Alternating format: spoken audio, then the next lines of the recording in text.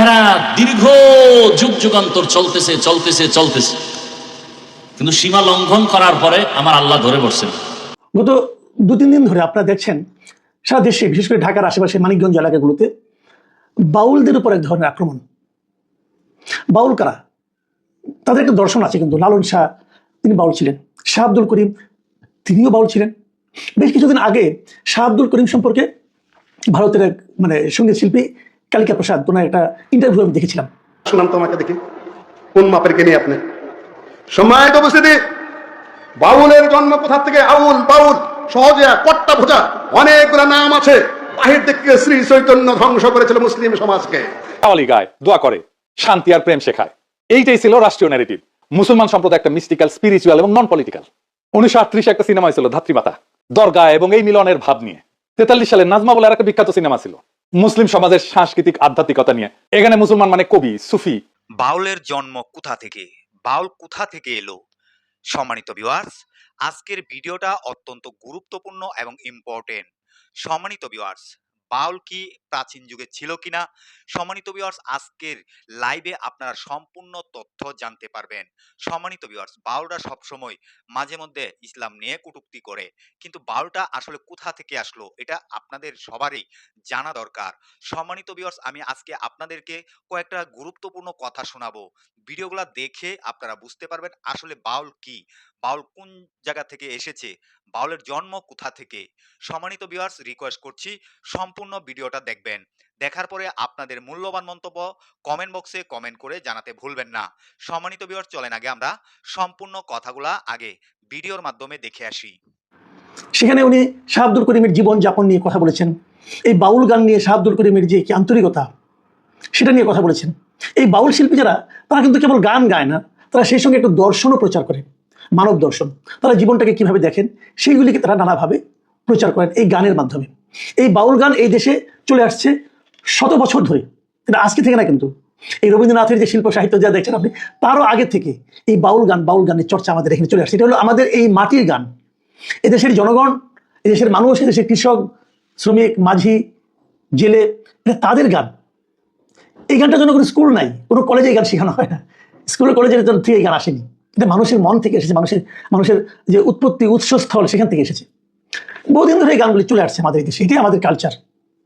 এখন কোন কালচার থাকবে এবং কোন কালচার থাকবে না, সেটা যদি নির্ধারণ করার দায়িত্ব দেওয়া হয় এমন একটা গোষ্ঠীর হাতে যারা কালচারই বুঝেন না, তাহলে কেমন হবে? যারা বাউল গান করেন তারা কি মুসলমান না? তারা কি ধার্মিক না? তারা তাদের মতো করে ধর্ম পালন নিয়ে কিন্তু আরেক যন্ত্রণা বললাম শব্দের অন্য অর্থে আপনারা অন্যভাবে নেবেন না। যন্ত্রণা বলছে এই কারণে যে আপনি চট করে কিন্তু বলতে পারবেন না যে তার ধর্মটা হচ্ছে না। পৃথিবীতে অনেক ধর্ম আছে, কিন্তু এই ধর্মীয় সহাবস্থানের কথা, আমরা যে ধর্মের অনুসারী, ইসলাম ধর্মের অনুসারী, আমাদের ইসলাম ধর্ম কিন্তু এই ধর্মীয় সহাবস্থানের কথা স্বীকার করেছেন এবং অন্য ধর্মে যারা পালন করবেন তাদেরকে তাদের ধর্ম পালনের সমস্ত সুযোগ সুবিধা দেওয়ার জন্য বলেছেন। আলাদা আলাদা ধর্ম, এগুলো নিয়ে কেন এরকম হচ্ছে? ধরা যাক আমি একটা তর্কের জন্য একটা কথা বলি। ধরা যাক আমি মুসলিম, আপনিও মুসলিম। আমি যদি আপনাকে প্রশ্ন করি আপনি কোন মুসলিম? আপনি শিয়া নাকি সুন্নি? বলুন। যদি আপনি সুন্নি হন তাহলে মিনিমাম এই যে পৃথিবীতে এখনো 15% মুসলিম আছে যারা শিয়া ধর্মাবলম্বী, তারা কি অমুসলিম? আচ্ছা ঠিক আছে, রাখেন এটা। আপনি যখন সুন্নি মুসলিম বলেন তখন আপনাকে যদি আমি প্রশ্ন করি আপনি সুন্নি মুসলিমের কোন মাযহাবের অনুসারী?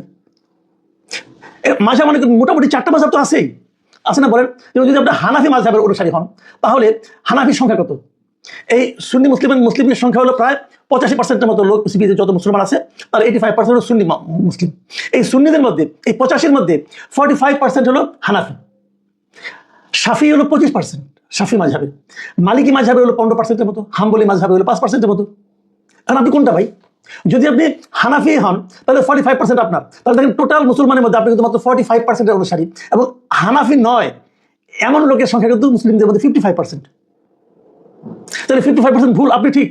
কিন্তু এটা একটা বিতর্ক, এটা একটা এটা নিয়ে আপনি কোনো তর্ক করতে পারবেন না, কারণ যারা ওইটা পালন করছেন তাদেরও একটা যুক্তি আছে। আবার ইদানিং আরেকটা গ্রুপ দাঁড়িয়েছে, এটা সালাফি, এটা সৌদি আরবের একটা গ্রুপ আছে সালাফি। তো আপনি কি সালাফি? আপনি কিভাবে তর্ক করবেন? কার নিয়মে তর্ক করবেন? পৃথিবীতে এই মুহূর্তে মুসলিম কান্ট্রি কয়টা আছে? মুসলিম কান্ট্রি অনেক আছে, কিন্তু ইসলামের শাসন প্রচলিত আছে কোন দেশে বলেন? আফগানিস্তানে, ইরানে, এই তো। সৌদি আরবে কি ইসলামী শাসন? ইসলামিক রাষ্ট্রতন্ত্র সাপোর্ট করে? ভাবুন একবার কথাগুলো। তো এখন আপনি কোন দিকে যাবেন? সৌদি, আপনি যদি ইরানে যান, ইরান শিয়া মুসলিম, আবার আফগানিস্তানে সুন্নি, কোনটা ঠিক?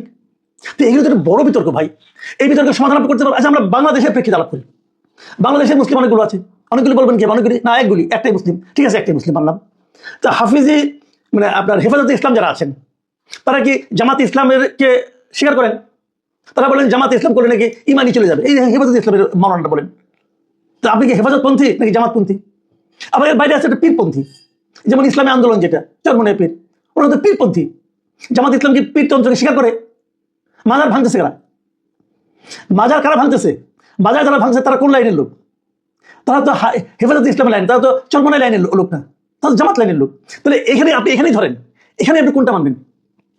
ইদানিং আরেকটা আমরা দেখতে পাচ্ছি, বিভিন্ন ইউটিউবে আপনি দেখবেন অনেক ইসলামী স্কলার বক্তৃতা করেন, অনেক নাম করা স্কলার আছে। যেমন আজহারি সাহেব একজন আছেন, খুব নাম করা এবং খুব ইংরেজি বাংলা আরবি মিলাই মিশিয়ে অনেক বক্তৃতা করেন, খুব জ্ঞানী লোক। তাহিরি সাহেব একজন আছেন, আবার এনায়েতুল্লাহ আব্বাসী নামে একজন আছেন। এখন আপনি কোনটা শুনবেন? এনায়েতুল্লাহ আব্বাসী যেটা বলেন, আজহারি সাহেব সেটা বলেন?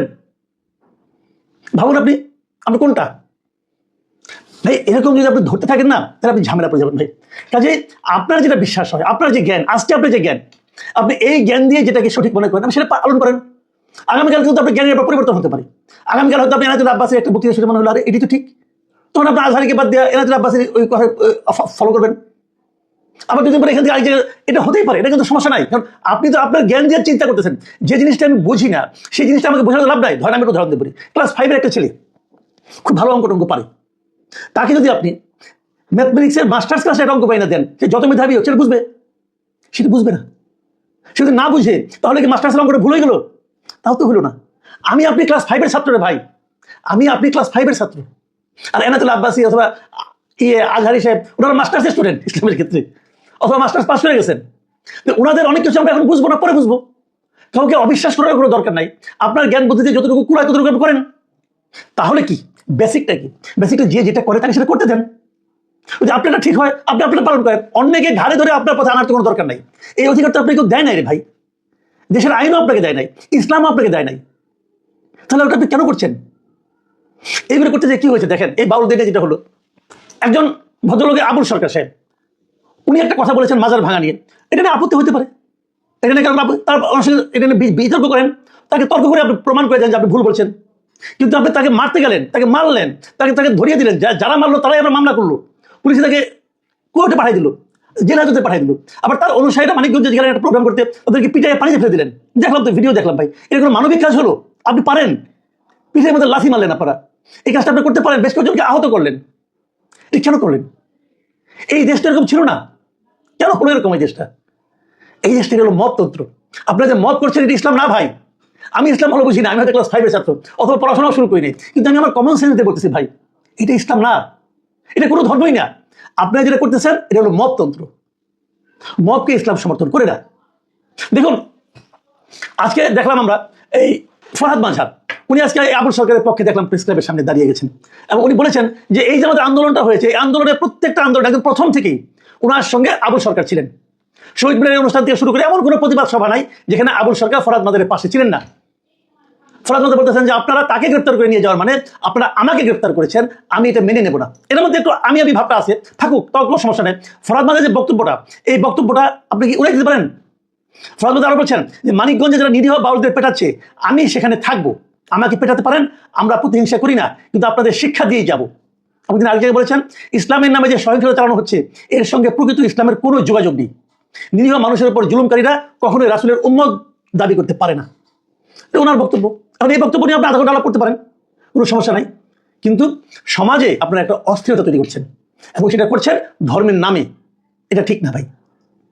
আমাদের এই দেশে আমি তো আগেই বললাম যে আপনারা এখন কি এই সরকার আসার পরে কি শুরু হয়েছে, আমি মনে করি এই প্রত্যেকটা কাজের সঙ্গে সরকারের এক ধরনের প্রত্যক্ষ অথবা পরোক্ষ মদত আছে।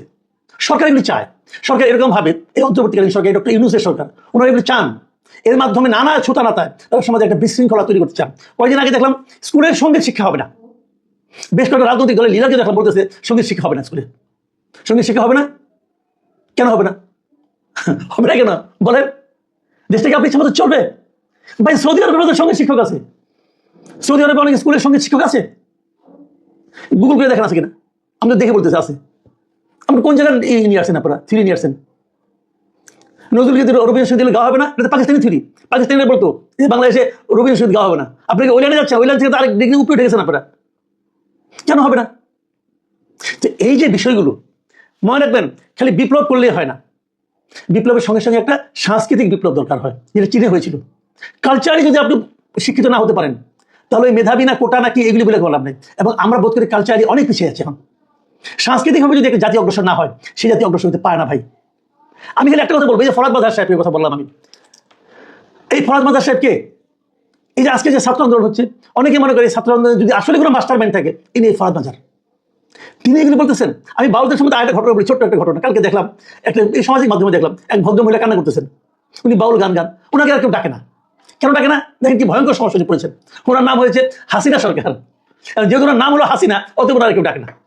আর উনি বলতেছেন আমার বাবা মা দেওয়ার নাম আমি কি করে চেঞ্জ করবো? ভাবুন একবার, আমরা কোন সমাজে বাস করছি? দেখুন, ফরহাদ মাজার কিন্তু সরকার সম্পর্কে একটা বড় ধরনের অভিযোগ তুলেছেন, কেবল এই বাউলটা নিয়েই না, আরো কিছু বিষয় নিয়ে। এবং উনি সেখানে বলেছেন, উনি একটা আপনার ইন্টারভিউতে বলেছেন, আমি আপনাদের পড়ে শোনাই কি বলেছেন উনি। মানে উনি কেবল এই যে মব, এই যে আপনার মৌলবাদীদের উত্থান, এটাই না, পাশাপাশি বিদেশি আগ্রাসন নিয়ে কথা বলেছেন। উনি বলার চেষ্টা করেছেন যে ভারতের কাছে আমরা নতজন ছিলাম, এখন ভারতকে তারাই আমরা কাকে আনতেছি। ওনার কথা পড়ে শুনলে আপনি অবাক হয়ে যাবেন। উনি কি বলেছেন? উনি বলেছেন আপনি বাঘ তাড়াতে গিয়ে কুমির নিয়ে এলেন, ভারতীয়দের তাড়াতে গিয়ে আপনি মার্কিন যুক্তরাষ্ট্রকে ঢুকিয়ে ফেললেন। কোথায়? ব্লু ওয়াটারের মধ্যে সেন্ট মার্টিনে। হাসিনা হলে আপত্তি হয়তো করতো, এটা সত্য না মিথ্যা বড় কথা না, কিন্তু এটা তো ট্রু যে আজকে বাংলাদেশকে একটা নতুন সিরিয়া বা নতুন যুদ্ধক্ষেত্র হিসেবে ব্যবহার করতে চাইছে মার্কিন যুক্তরাষ্ট্র। এই কথাটাকে উড়িয়ে দিতে পারবেন? আমি বিশ্বের সঙ্গে প্রশ্ন করতে চাই, ডক্টর ইউনূস, আপনি দেশটাকে কোথায় নিয়ে যাচ্ছেন? কোন মৌলবাদীর গহ্বরে আপনি নিয়ে যাচ্ছেন এই দেশটাকে? এরা দীর্ঘ যুগ যুগান্তর চলতেছে চলতেছে চলতেছে, কিন্তু সীমা লঙ্ঘন করার পরে আমার আল্লাহ ধরে বসছেন। কি? আল্লাহ ধরায় দিছেন। সীমা লঙ্ঘন করলেই ধরা পড়ে যাবে, আল্লাহ ধরায় দিবেন। তা আমিও যদি করি, আল্লাহ আমাকে ধরায় দিবেন। সব সহ্য করা যাবে, আমার আল্লাহ, আমার রসুল, আমার কোরআন, আমার ইসলামের বিরুদ্ধে কথা বললে তা বরদাস্ত করা হবে না। আমরা ক্ষমতা চাই না। এই যে চেয়ার পাইছি না, এই চেয়ারের মূল্য কি কম নেই? এমপি সাহেবের চেয়ার আজ আছে কাল থাকবে না, আর আমাদের এই চেয়ারের কোনো মেয়াদি নেই। আমি এখানে যাব কেন? একটাই কারণ, আজকে যে যা ক্ষমতায় গিয়ে তারা ইসলামের বিরুদ্ধে কিছু না করুক, দেশ ঠান্ডা। কারণ এই বাংলাদেশের মধ্যে কোনোদিন কেউ ইসলামের বিরুদ্ধে স্বপ্ন দেখলে তা পূরণ হবে না। আমি যুবকদেরকে আর একটা ওয়াদা করায় যাই, বাবার সাথে সন্তানদের মাঝে মাঝে তর্ক হয় না? হয় না। মানে কি বাবারে কেউ গালি দিবে আর মেনে নিবে? হ্যাঁ, বাবার সাথে তর্ক হয়েছে ঠিক আছে, কিন্তু আমার বাবার বিরুদ্ধে যদি কেউ কথা বলে কলার ধরে ফেলবো না? ঠিক আপনি ভাই, অনেকে এখানে আসি, আমরা সারা দেশেই অনেকে নামাজ ঠিক মতো পড়ি না, রোজা ঠিক মতো রাখি না, দাড়ি ঠিক মতো রাখি, কিন্তু আল্লাহ মানিত, ইসলাম মানিত। একটা অনুরোধ, যুবকরা ওয়াদা করো যে ইসলামকে খাটো করার সুযোগ দিবা না। কেউ যদি তোমার সামনে বলে ইসলামে এই সমস্যা সেই সমস্যা, আস্তে কলারটা ধরবা, এই বেঈমানের বাচ্চা, আমি দাড়ি রাখি না, নামাজ পড়ি না, ঠিক আছে, কিন্তু আমার ইসলামের অপমান করবি, চামড়া তুলে ফেলা হবে। পারবা যুবক বাবারা? তুমি নামাজ পড়ো না, তোমাকে পায়ে ধরে বুঝাবো। রোজা রাখো না, পায়ে হাত রেখে বুঝাবো। তুমি পর্দা করো না, বুঝাবো। কিন্তু ইসলামের বদনাম তোমার সামনে কেউ করবে, এটা সহ্য করা যাবে না, এই সুযোগ দেওয়া যাবে না। যে বদনাম করবে তার সাথে আমরা নাই, সোজা কথা। যারা আল্লাহর রসুলের ইসলামের বদনাম করবে এদের সাথে আমরা নাই। আমরা কালেমার পতাকার একসাথ হয়ে মুসলমান, পরিচয় আমাদের মুসলমান, কালেমার ব্যানারে আমরা এক, কালেমার ব্যানারে আমরা এক। আমার কথার মধ্যে কোনো ঝামেলা থাকলে বলো, আমি তওবা করি। আমার আল্লাহর কোরআনে রাষ্ট্রের ব্যাপারে কোনো কিছু নাই, তাহলে কেন আপনি আমার আল্লাহর কোরআন তার রাষ্ট্রের ব্যাপারে আলাদা রাখবেন, ইসলামটাকে আলাদা রাখবেন, নতুন আইন করবেন কেন? আর আবুল সরকার কি করেছে, বাউলেরা কি করেছে, বাউল করে কতগুলো ধারা আছে। আমি কিন্তু বাউল গান কয়েকশো জানি। আমি শুরু করেছিলাম ভুয়াপুর থেকে, ডক্টর মুজাফর গাড়ির মধ্যে ইমাম উদ্দিনের সাথে। আমি না করে গিয়ে তারপর 2.5 ঘন্টা পরে বাউল গান শেষ করেছি। তাহলে কয়শো হবে? ফরহাদ মাজার সাহেব অনেক জ্ঞানী, তাই না? 10টা শুনান তোমাকে দেখি, কোন মাপের জ্ঞানী আপনি? সম্মানিত উপস্থিতি, বাউলের জন্ম কোথা থেকে? আউল, বাউল, সহজে, কট্টা ভোজা, অনেকগুলো নাম আছে। বাহির থেকে শ্রী চৈতন্য ধ্বংস করেছিল মুসলিম সমাজকে। শ্রীকৃষ্ণের পূজা তখন মারাত্মকভাবে শুরু হয়েছে। শাসকদের মধ্যে আলাউদ্দিন হোসেন শাহ, এই যে এখনকার যেরকম সরকার না, ওই রকম সরকার, একদিকে পীর, আরেকদিকে মাজার, ঈদের মাঠের কাছে একদিকে মূর্তি, আরেকদিকে হইল সত্য পীরের এই মূর্তি ইত্যাদি ইত্যাদি মিশ্রণ সৃষ্টি করেছিল। বাউলের জন্ম হলো। বাউলরা তাদের নিজস্ব আলাদা ধর্ম। বাউল কিন্তু মুসলিম না, বাউলদের হলো আলাদা ধর্ম। তাদের প্রথম গেলে যা করতে হয় সেটা হলো চারি চন্দ্র বন্ধন করতে হয়। করচারি চন্দ্র বন্ধন হবে তো রোহিণী সাধন, 3 অক্ষরের তরি দিয়া 7 সমুদ্র করক্ষেপণা, হতে যাবে মন বাসনা, অজপনাম করজপনা। এই চারি চন্দ্র বন্ধন কি? মল, মূত্র, রক্ত, বীর্য, 4টি মিলে তাদেরকে খাইতে হবে। চারি চন্দ্র বন্ধন করতে হবে, লাল সাধন করতে হয়। বর্ধমান সাহেব লিখেছেন মহিলাদের যে হায়েজের রক্ত, ওইটা দিয়ে চাল ভেজে খাইতে হবে। প্রেম সাধন করতে হবে। পুরুষের যে বীর্য স্খলিত হয় সেই বীর্য দিয়ে চাল ভাজা খাইতে হবে। তারপরে তারা ওই সাধনার মধ্যে ঢুকতে পারবে, লালনের সাধনার মধ্যে। লালন গীতি কয় মরমিয়া সঙ্গীত, এটা নাকি মানব ধর্ম। আমাদের ফরহাদ মাযহার সাহেবের সাথে কথা হলো এটা মানব ধর্ম। মানব ধর্ম যদি লালনের হয়, আল্লাহর নবীর ধর্ম কি? আল্লাহর দিন কি? বুড়া বয়সে বৃদ্ধস্ব ভীমরথী ধরনং। সংস্কৃত একটা কথা আছে, বুড়া বয়সে আপনি কোরআনের খোঁজ পেলেন না, বুড়া বয়সে আপনি হাদিসের খোঁজ পেলেন না, বুড়া বয়সে আপনি তওবা করতে পারলেন না, বুড়া বয়সে আপনি ইসলামিক আকীদা শিখতে পারলেন না, আপনি গেলেন সেই লালনের ওই দরবারে যা মানব ধর্ম শেখার জন্য। কি জ্ঞানীর জ্ঞানী, কি মহাজ্ঞানীর জ্ঞানী, কি চিন্তাবিদের চিন্তাবিদ। সম্মানিত উপস্থিতি, ইসলামী আকীদা প্রসঙ্গে আপনার সামনে সংক্ষেপে কিছু বলছি। কোরআন প্রসঙ্গে আমাদের ধারণা কি, কে বলতে পারে? বিশ্বাস কি? কোরআন আল্লাহর কালাম। وكلم الله موسى تكليما وما كان لبشر ان يكلمه الله الا وحيا او من وراء حجاب। কোরআন কি? এটা কার? আল্লাহর কালাম। কোরআনকে রচনা করেছেন শিরক। কোরআন আল্লাহর রচনা নয়। কোরআন আল্লাহ যেরকম অমর, আল্লাহ যেরকম অক্ষয়, আল্লাহ যেমন ছিলেন আছেন, কোরআনে আল্লাহর কালাম হলো আল্লাহর সিফত, আল্লাহর গুণ। আল্লাহ যেমন অপরিবর্তনীয়, চিরন্তন, অমর ছিলেন আছেন, আল্লাহর কালাম দেখুন ছিল, আছে, থাকবে, অমর, অক্ষয়। এটা আল্লাহর রচনা নয়, এটা আল্লাহর সৃষ্টি নয়। ভুল করবেন না, এটা আল্লাহ রচনা করেন না, এটা আল্লাহর কালাম। তবে এই যে কাগজগুলা কোথাকার? মিল ফ্যাক্টরির। অক্ষরগুলা সাফা কি? প্রেসের সাফা। আর আমি যে তেলাওয়াত করছি এটা আমার আওয়াজ। আর কালামটা কার? কালাম আল্লাহর। ভুল করবেন না এখানে। আস-সাউতু সাউতুল বারি, আল কালাম কালামুল বারি, ওয়াস-সাউতু সাউতুল কারি। কালামটা আল্লাহর, আওয়াজটা হলো কার? আমার। এখন আল্লাহর নাম নিয়ে যদি কোনো ভুল কথা আল্লাহর নামে চালিয়ে দেই, এটা কুফরি না ইসলাম? আপনারা নানান কথা বলতেছেন, বাউলদের উপর অত্যাচার হচ্ছে, নির্যাতন হচ্ছে, তাকে জেলে দেওয়া হলো কেন? আমি উত্তেজনা সৃষ্টি করব না, আমি শুধু তাত্ত্বিক কথাটা বলবো। আপনারা ভালো করে শুনুন।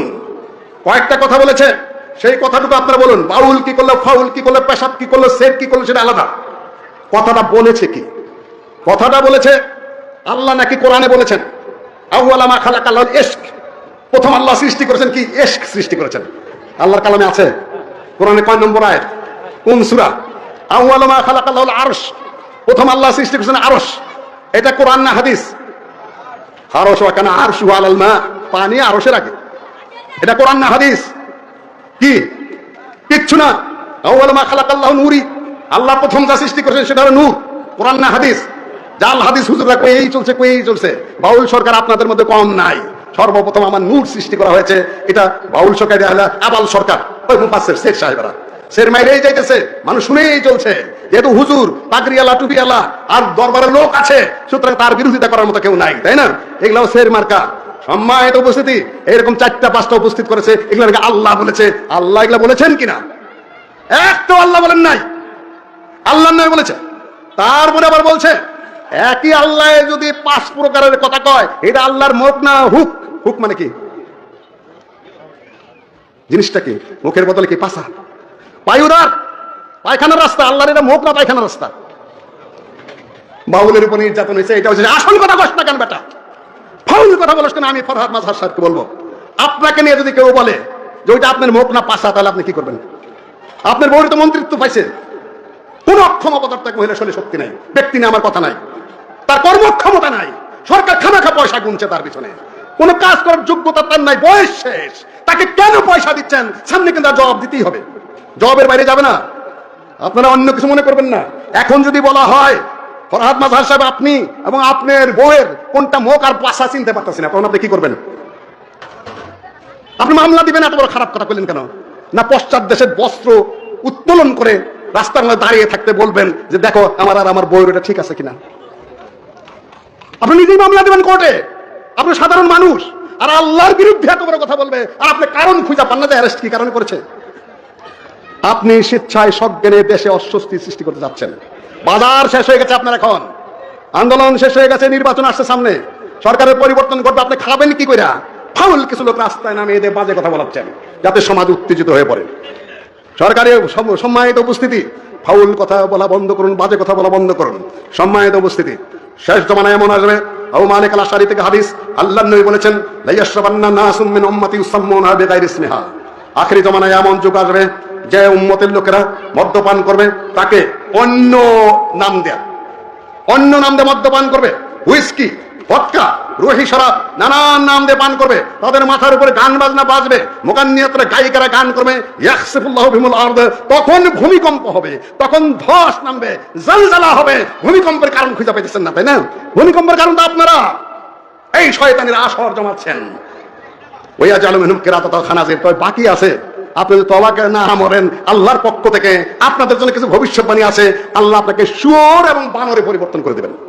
ইহুদিদের মধ্যে শেষ হয়ে যায় নাই, ভূমিকম্প তো চলছে, শুয়োর হওয়া আর বানর হওয়া বাকি আছে, বাকি আছে এগুলা। সহিহ বুখারী, এটা সুনান ইবনে মাজার হাদিস, হাদিস সহিহ, এবং সহিহ বুখারীর সাথে তালিকান সনদ বিহীন এসেছে। সম্মানিত উপস্থিতি, বাউল এবং তাদের জ্ঞান, ওখানে গেছেন জ্ঞান অর্জন করতে, কোরআন হাদিসে জ্ঞান খুঁজে পান নাই। ভাইয়া বুড়া মানুষ, আপনি কিছু মনে করবেন না, আপনি কিন্তু জ্ঞান দেওয়ার চেষ্টা করছি। আপনি যদি বেশি শিক্ষিত হয়ে থাকেন, তাহলে বাউল কি জিনিস আপনি এসে একটু শিক্ষা দেন। আপনাকে আপাতত এই শাস্ত্রে, আপনার মেলা ঘোরেন ওখানে, এই শাস্ত্রে শিক্ষা দেওয়ার মতো যোগ্যতা আমার আছে। 10 মিনিট টিকতে পারবেন আশা করছি। আর যে সকল ছেলেপেলেরা তাদেরকে না কথা বলছো, বেউকুবি করো না, বোকামি করো না। এদেশের 99.9 মানুষ এদেরকে ঘৃণা করে। এদের ওযু নাই, এদের গোসল নাই, এদের নামাজ নাই, পাক নাই, সাফ নাই, পবিত্রতা নাই, হালাল হারামের জ্ঞান নাই। এরা এইগুলোকে মানুষ যায়, কিছু সংখ্যক মানুষ এদের গান শুনতে, তবে মসজিদে আবার ওদেরকে পিটানো হয়। আমার বাপ দাদারাই পিটাই, দাদারা দেখে নেই, বাবাকেই দেখেছি পিটাইতে। এই গেছিলি কই? গান শুনতে গেছিলাম, ফজর রক্তে পিটনি, আমি পিটাতে দেখেছি এদেরকে। তোমরা কি মনে করো তোমাদের ছোকরা কয়েকদিন এই যুগ যদি থাকলে, আমার বাপ দাদার যুগ থাকলে মসজিদে দই আইনে না তোমাদের পিঠে সাইজ করা হতো? তোমরা কিসের আন্দোলন বুঝাইতে চাও? আন্দোলন করেছে বলেই আবুল সরকার শয়তানি করে বদমাইশি করে তার সাপোর্ট দিতে হবে? No never. আন্দোলন আমরাও ছিলাম। আসো আমি দেখাই তুমি, তুমি কি আন্দোলন করছো, তোমার বাউল সরকারকে আন্দোলন করেছে। সম্মানিত উপস্থিতি, এরা তখন বলবে যে আমার জাহিরি কোরআনে নাই, বাতিনি কোরআনে আছে। জাহিরি কোরআনে কয় পারা? জাহিরি কোরআন কয় পারা? আর বাতিনি কোরআন ওই 60 পারার মধ্যে আছে। ওই পারার মধ্যে আমার এই কালামগুলো আছে। ইন্না আউয়ালা মা খালাকাল ইশক নূর, ইলা সব ওই পারার মধ্যে আছে। বাতিনি ইলমের মধ্যে আমাদের কাছে আছে। 2 থেকে 3 মিনিটের মতো বক্তব্য শেষ করে দিচ্ছি। মাওলানা আবু তাহের বর্ধমানের সাথে বাউল ফকির বাহাস করতে আসছে। মাওলানা বর্ধমানী সাহেব বলছেন, আমি তো সহিহ বুখারী পড়েছি, মুসলিম পড়েছি, নাসাই তিরমিজি পড়েছি, কোরআনের তাফসীর পড়েছি, তুমি কি পড়া বাহাস করতে আসছো? কয় যে আপনার তো 30 পারা, আমার 60 পারা আরো বেশি আছে। আমি তো একেবারে বিরাট, আমার কাছে গায়বী ইলম আছে, ইলমে লাদুন্নি আছে। আপনি জানেন কেন গোরার দিন? তাই নাকি? বাতিনি ইলম? আচ্ছা ঠিক আছে, তোমার বাতিনি ইলম দ্বারা বলো তো, তোমার পায়ু ধারে লোম কয়টা? পায়খানার লোম কয়টা বলো? ফরহাদ মাজহার ভাই, আপনাকে একটা প্রশ্ন করতেছি এখানে, আপনারও। আপনি বলছেন আল্লাহর পশ্চাৎ দেশের কথা বলে সে অন্যায় করে নাই। বাতিনি ইলম দ্বারা বলো কয়টা? এখন খালি এরকম এরকম এরকম এরকম করে বলে হুজুর আয়না লাগবে। ঠিক আছে, আয়নাই দেওয়া হবে তোমাকে। তুমি আয়না দিয়ে দেখে গুই না বলো কয়টা আছে। যুবকেরা তোমরা সোন নিয়ে আর লাঠি নিয়ে রেডি হও, ও গোনার পরে যা বলবে, তারপর তোমরা সোন দিয়ে একটা একটা তুলবা, তোলার পরে গুনবা, যদি কম হয় তাও গুতা, আর যদি বেশি হয় তাও চেঁচা। বলে হুজুর মাপ চাই, আসলে কিচ্ছু জানেন, এটা হলো সব বুকাস কথা। আরেক বাউল ফকির এসে আবার সোজা উলঙ্গ, আসা যাওয়ার যে পথে, সাধন সিদ্ধি সেই পথে, মায়ের পর থেকে আসছি যেভাবে যাবো সেভাবে, আবার কাপড় পরা কিসে বাহাস করতে আসলে হইল উলঙ্গ আসলাম। বর্ধমানী সাহেব জিজ্ঞাসা করেছেন, এই বাউল ফকির ওটা কি? বলে যে ওটা আলিফ। চিন্তা করতে পারে ওটা বলে আলিফ। ঠিক আছে তো কথা, ঠিক আছে। আলিফের নিচে কয় নোক্তা থাকে রে? হ্যাঁ এরকম এরকম করে হুজুর আলিফের নিচে কোনো নোক্তা থাকে না, তোমার আলিফের নিচে 2 নোক্তা। এই যুবকেরা চাকুরিয়া তোল, শয়তানের নোক্তা তোল, নোক্তা হটাও। বর্তমানে সব ওয়াজ ছিল, তাহলে হুজুর আসলে কিছুই জানি না, মাফ করে দেন। এই সকল জাহেল বদমাই শয়তানগুলার পিছনে যদি ওইরকম একটা মানুষ ঘোরে, আর মানুষ যদি বলে এদেরকে কেন বিরোধিতা করা হয়, আমি মারপিট করার কথা বলছি না, আমি বলছি না কোনো কিছুর কথা, কিন্তু এরা জাহেল, এরা মূর্খ, এরা আকিদা বিরোধী, এরা কাফের, এরা শয়তান, এরা মিথ্যুক, এরা বদমাইশ, এরা সমাজের খুব ফালতু শ্রেণীর লোক, এতে তো কোনো সন্দেহ নাই। এখন এদেরকে অ্যারেস্ট করা হইলো কেন? আরে প্রশাসন কি গাঞ্জা খায় নাকি তোমাদের মতো? লালনের ফকির যারা ওইখানে যারা, তারা তো সবই গাঞ্জাপন্থী। প্রশাসন একটা বিসিএস পাস করতে সোজা ঠেলা লাগে না, বহু ট্যালেন্টেড ছাত্রদের বহু লেখাপড়া করতে হয়, তারপরে একটা বিসিএস ক্যাডার হয়, তারপর তারা বুঝে অনেক ধর্মীয় লেখাপড়া করে। তারা আমার আপনি ওরা কম পড়ে না, কোরআন পড়ে, তাফসীর পড়ে, হাদিস পড়ে, বোঝার চেষ্টা করে। এই জন্য অধিকাংশ বড় বড় অফিসাররা এখন সালাফে বা আহলে মানহাজের দিকে চলে আসছে। দেখেন যে এদের কথা রাইট, এদের কথা কারেক্ট, কোরআন হাদিস অনুযায়ী। ওই ফালতু বাউলে কি করে, ছাগলে কি করে, পাগলে কি করে, ওটাকে বিসিএস ক্যাডারে শুনে দুই চারজন বাদে ওদের মাথায় ঘিলু আছে। আপনারা তো পাগল হয় নাই, গাঁজাখোরের দরবারে ঢুকে বিসিএস ক্যাডারদের মাথা নষ্ট হয় নাই। তবে রাজনৈতিক নেতারা তাদেরকে নষ্ট করে, ভুল করায়, ঘুষ খাওয়ায়, মিথ্যা বাজে অনুরোধ করে করে তাদেরকে নষ্ট করে। তারা দেশের শ্রেষ্ঠতম প্রেমী সন্তান, দেশের প্রতি তাদের ডেডিকেশন রয়ে গেছে, কিন্তু আপনারা নষ্ট করেন আপনার রাজনৈতিক নেতৃবৃন্দ এবং অন্যান্য চালবাজার নষ্ট করে। তারা ঠিকই বুঝে যে ও কি আর ও কি। অ্যারেস্ট করেছেন, ঠিক করেছেন, রাইট করেছেন। যেহেতু ইসলামী রাষ্ট্র ব্যবস্থা নাই, যদি উন্মুক্ত হয়ে তওবা না করে শরীয়তের মাসালা, তাকে মৃত্যুদণ্ড দিবে সরকার, সোজা কথা, কোনো কথা নাই। প্রকাশ্যে সেও তওবা করবে, যারা তার সাপোর্টার তাদেরকেও তওবা করতে হবে, কোন ধর্মীয় দৃষ্টিকোণ থেকে কোনো মাপ নাই। তবে আবুল হোসেন বলতেছে মাজার ভাঙার বিরুদ্ধে বলতেছে, তাই না? শুনুন তো একটু আরেকবার। এমনি তো 200-র উপরে মাজার ভেঙে ফেলাইছে, আপনারা জানেন তো? 200-র উপরে বাংলাদেশে মাজার ভেঙে ফেলাইছে। এখন একটু বন্ধ হয়েছে। কেন বন্ধ হয়েছে? সামনে যে নির্বাচন, একটু গ্যাপ দেই, নাহলে এখনো যদি মাজার ভাঙতে থাকে তাহলে কিন্তু আর ভোট পাবো না। এই জন্য তারা এখন একটু অব্য দিছে, একটু জিরাইতেছে। নির্বাচন হয়ে গেলে যদি তারা ক্ষমতা যায়, আবার আমাকে বাড়ি ঘর সুদ্ধা ভাঙ্গা করবো, খালি মাজার না। তো বাংলাদেশে মাজার নিয়ে ঘৃণা উৎপাদন করছে কে? সেকুলারেরা। মাজার ঘৃণার সবচেয়ে বড় কালচারাল এসেট হচ্ছে সৈয়দ ওয়ালিউল্লাহ লাল সালু। নাটক হয়েছে, সিনেমা হয়েছে, পাঠ্য হিসেবে পড়ানো হয়েছে, এখন সেকুলাররা মাজার প্রেমী হয়ে গেছে। কি তাজ্জব! মৌলানা আবুল কালাম আজাদের একটা বই আছে উর্দুতে, ঘুবারে খাতির নাম, জেলখানা বসে এটা লিখেছিল। তো ওইখানে উনি মাজার নিয়ে কিছু কথা বলছেন, এখানে কিন্তু ওনার খুব অরিজিনাল কিছু চিন্তা আছে। উনি বলছেন কবর এবং মাজারকে ধর্মীয় শক্তি হিসেবে দেখার বিরোধিতা করছে মৌলানা আজাদ।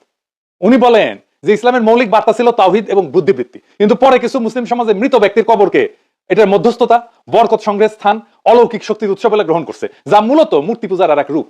তিনি মৌলানা আজাদ এইটাকে ইসলামের বিরুদ্ধে সবচেয়ে বড় বিচ্যুতি হিসেবে দেখছেন। উনি লিখে গেছেন উনি সুফিবাদকে সম্মান করতেন, কিন্তু তার একটা অভিযোগ ছিল।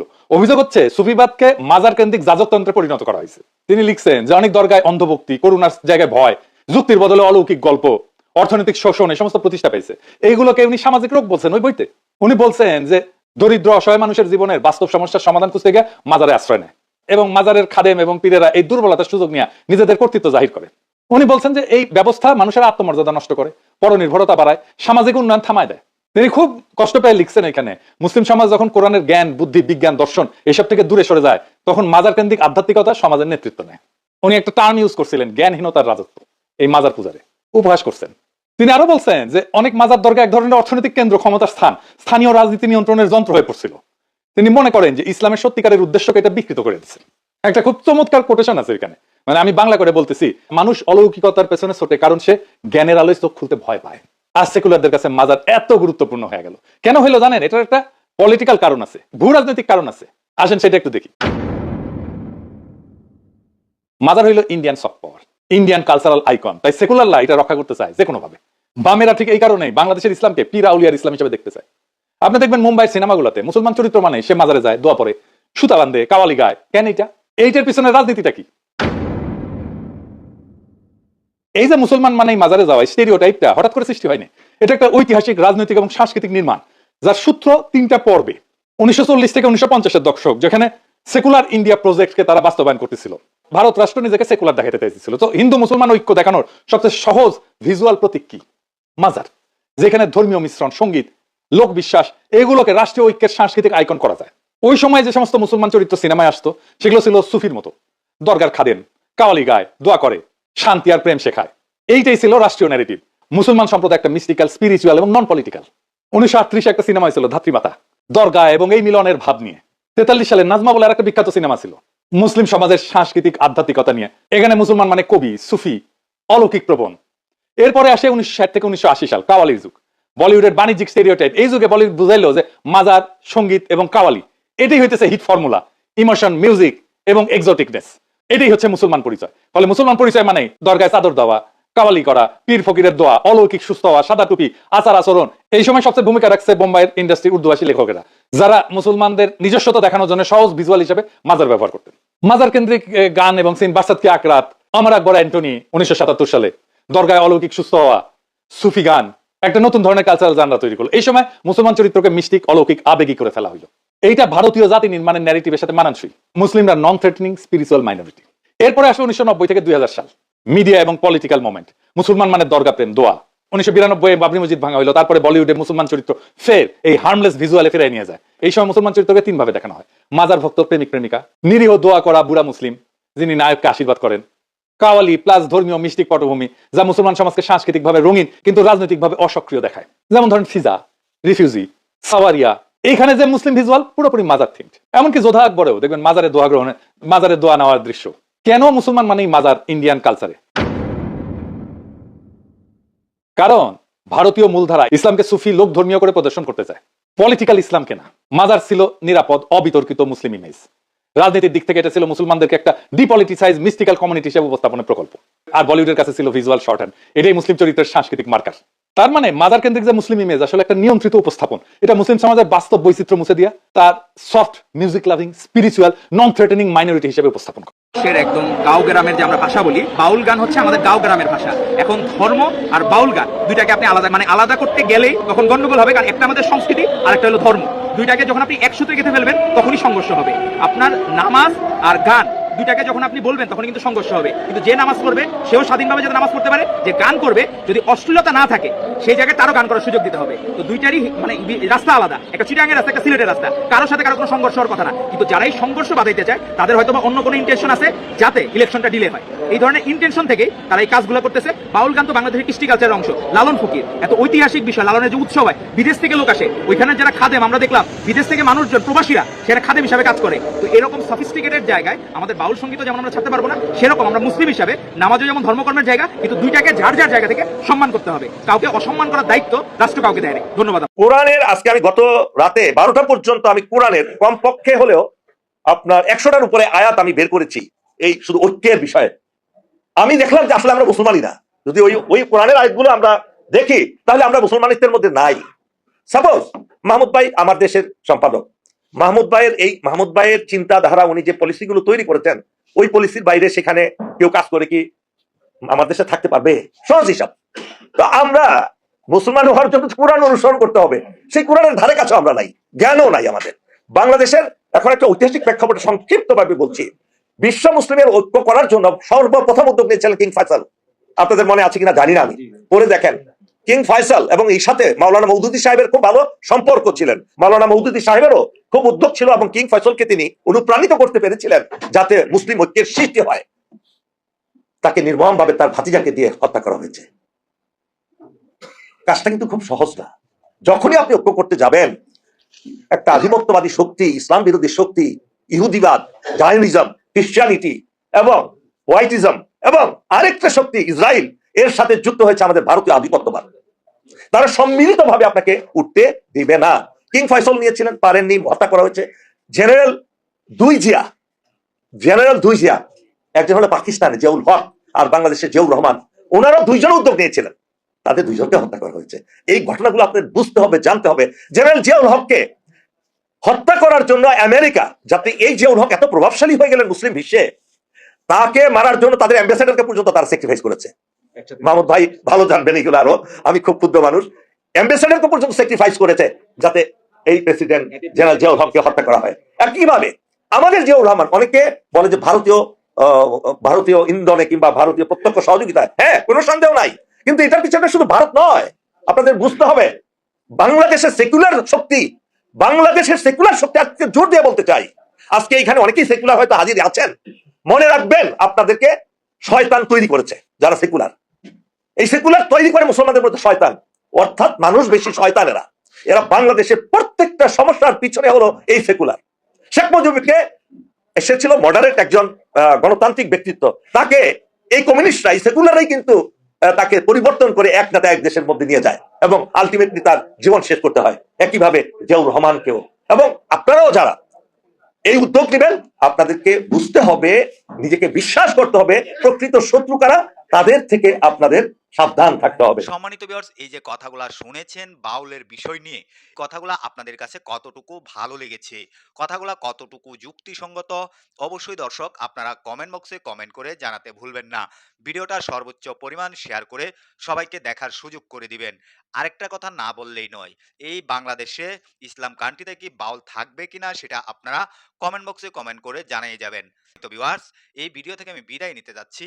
পরবর্তী কোনো একটা ভিডিওতে আপনাদের সাথে দেখা হবে। আসসালামু আলাইকুম।